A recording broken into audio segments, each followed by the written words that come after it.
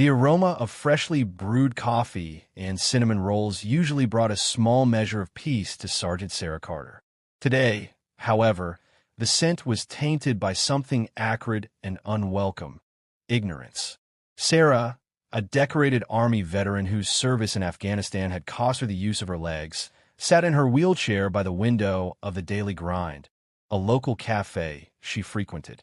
Her Purple Heart and Bronze Star, usually tucked away, were pinned discreetly to the lapel of her civilian jacket, a quiet acknowledgement of a past she carried with both pride and pain. She was trying to enjoy her latte and a rare moment of solitude, sketching in a worn notebook when they walked in. Three of them. Two young men, probably early 20s, dressed in expensive but tasteless streetwear, and a young woman whose laughter was too loud, her makeup too pronounced. They swaggered, not walked, to the counter, their voices booming with an unearned confidence that grated on Sarah's nerves. After ordering, they scanned the room for a table. Their eyes, dismissive and appraising, landed on Sarah. One of the men, a lanky youth with bleached tips in his hair, nudged his friend. "Dude, check it out. Prime seating, and she's just hogging it." His companion, broader and sporting a smug grin, snorted. "Probably just parked there all day, getting a free heat." The woman giggled, a high-pitched, unpleasant sound. Maybe she's waiting for her government handout to clear. Sarah's hand tightened on her pen. She'd heard all before: the whispers, the stares, the poorly veiled pity, or worse, the outright disdain. Usually, she let slide. Today, something snapped. Perhaps it was the rawness of the upcoming anniversary of the IED blast. Perhaps it was the sheer, unadulterated arrogance of these youths. She kept her voice low but firm. "Excuse me, this table isn't reserved. There are others available." The bleached tip one, Chad, by the sound of his friend calling his name, sauntered over. "Oh, do we offend the princess? Look, Brad, she speaks." He leaned down, invading her personal space, his breath smelling of stale cigarettes and artificial fruit vape. "What's with the wheels, sweetheart? Too lazy to walk?" Brad joined him, smirking. "Yeah, and what are those, like participation trophies on your jacket?" He gestured vaguely at her medals. "Everyone gets one these days, right?" The woman, Tiffany, chimed in. "Probably just trying to get sympathy. Some people will do anything for attention." Rage, cold and sharp, lanced through Sarah. Her training kicked in: assess, control, de-escalate if possible. But the insult to her medals, symbols of sacrifice, of brothers and sisters lost, was a line crossed. "These participation trophies," Sarah said, her voice dangerously quiet, her gaze like steel, "are a Purple Heart and a Bronze Star, earned in service to this country.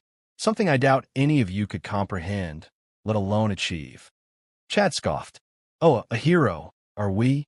Playing dress-up with Daddy's medals? What did you do? Peel potatoes in the mess hall and trip over Spud?" His laughter was joined by Brad's braying. Tears pricked at Sarah's eyes, but she fought them back. She wouldn't give them the satisfaction.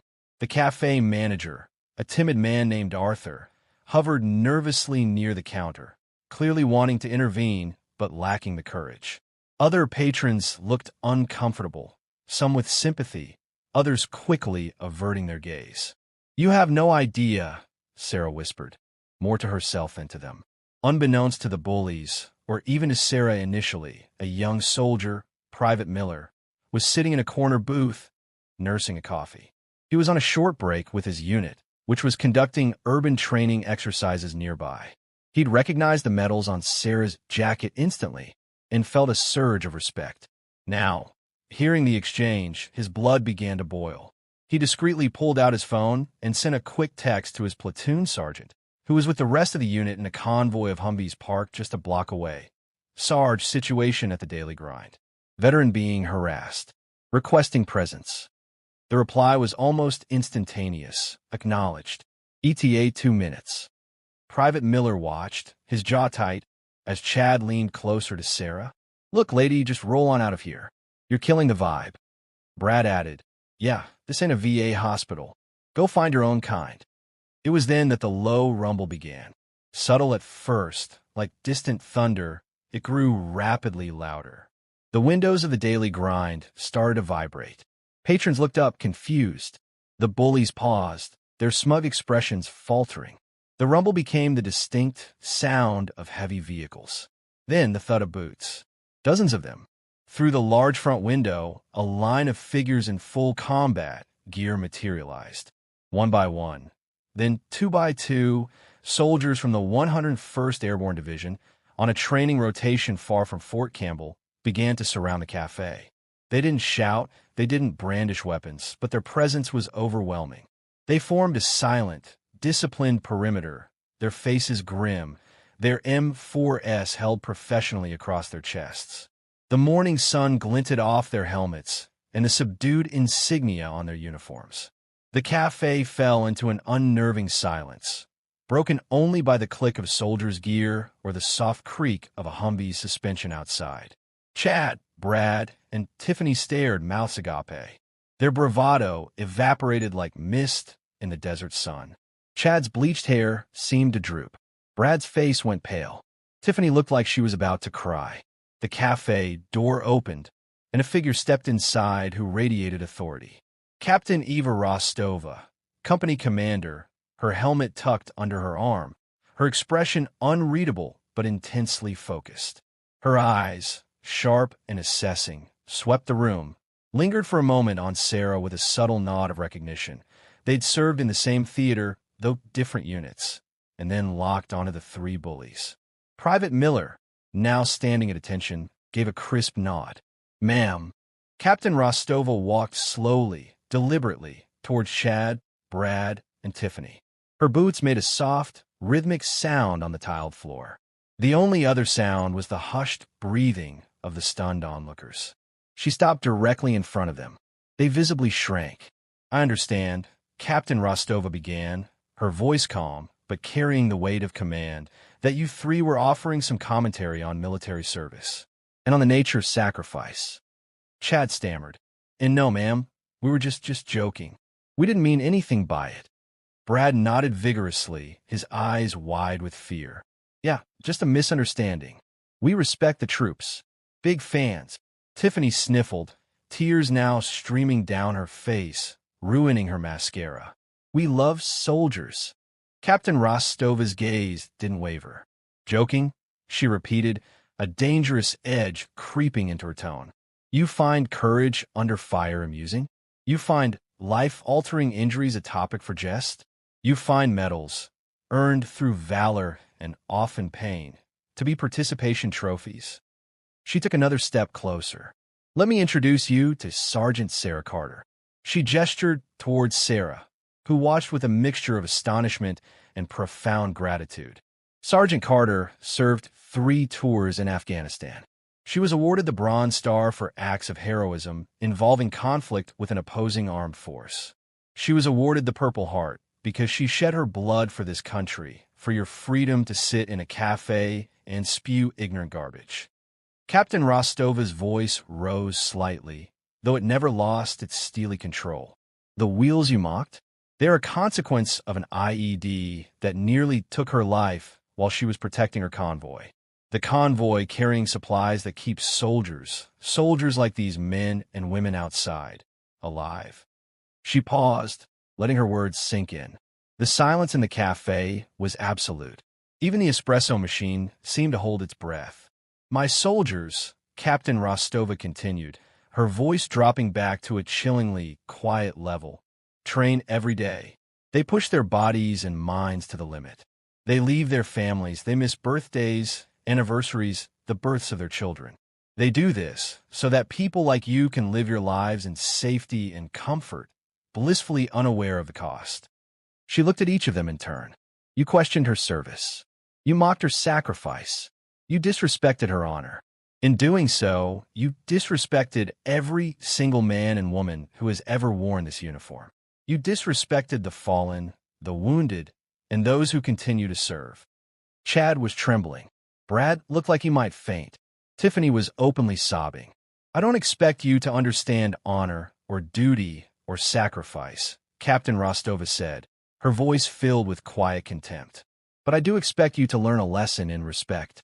You will apologize to Sergeant Carter. Now." The three of them stumbled over each other to get to Sarah. Their apologies were a jumbled, tearful mess of "so sorry, didn't mean it, we respect you." Sarah, her composure regained, looked at them. There was no triumph in her eyes, only a deep weariness and a flicker of pity. "I accept your apology," she said quietly. "Perhaps next time, you'll think before you speak." Captain Rostova addressed them one last time. "You're free to go, and I suggest you use that freedom to reflect on what it truly means to serve and what it truly costs." The trio practically scrambled out of the cafe, pushing past the silent, unmoving soldiers who lined the entrance. They didn't look back. Once they were gone, Captain Rostova turned to Sarah. Her stern demeanor softened. "Sergeant Carter, it's an honor." Several soldiers from the unit came inside. They approached Sarah, not with pity, but with a deep, unspoken camaraderie. One by one, they offered a respectful nod, a quiet "ma'am," or a gentle fist bump to her shoulder. One young specialist, seeing the art supplies, shyly asked about her drawings. The cafe manager, Arthur, finally found his voice. "Sergeant Carter, Captain Rostova, everyone, coffee and pastries are on the house. For all of you." He looked at Sarah with newfound respect and admiration. "Thank you for your service, Sergeant. And thank you, Captain, and your soldiers for everything." A small, genuine smile finally touched Sarah's lips. The ache in her chest, the one that always resurfaced when her sacrifice was dismissed, began to ease. Surrounded by these young, brave men and women, by the quiet strength of Captain Rostova, she felt a sense of belonging, of validation, that had been missing for too long. Captain Rostova knelt beside Sarah's wheelchair. "Are you all right, Sergeant?" Sarah nodded, a single tear escaping and tracing a path down her cheek. This time, it wasn't a tear of anger or frustration, but of gratitude. "I'm now Captain. Thank you. Thank you all." "No thanks necessary, Sergeant," Rostova replied, her eyes conveying a deep understanding. "We take care of our own. Always." As the soldiers began to file out, preparing to resume their training, the atmosphere in the daily grind had fundamentally changed. The aroma of coffee and cinnamon rolls still filled the air, but now it was mingled with something more profound: the scent of respect, solidarity, and the quiet dignity of service. Sarah picked up her pen and turned back to her sketchbook. The drawing she'd been working on was of a lone hawk, circling high above a rugged landscape. Now, she added a few more distant silhouettes in the sky, flying in formation. She knew, with a certainty that warmed her from the inside out, that even in the most challenging terrains, she wasn't truly alone. Her army family, in ways big and small, always had her six. And today, they had reminded an ignorant few, and perhaps an entire cafe, of the price of freedom and the honor due to those who paid it. The coffee tasted better than it had in a long, long time.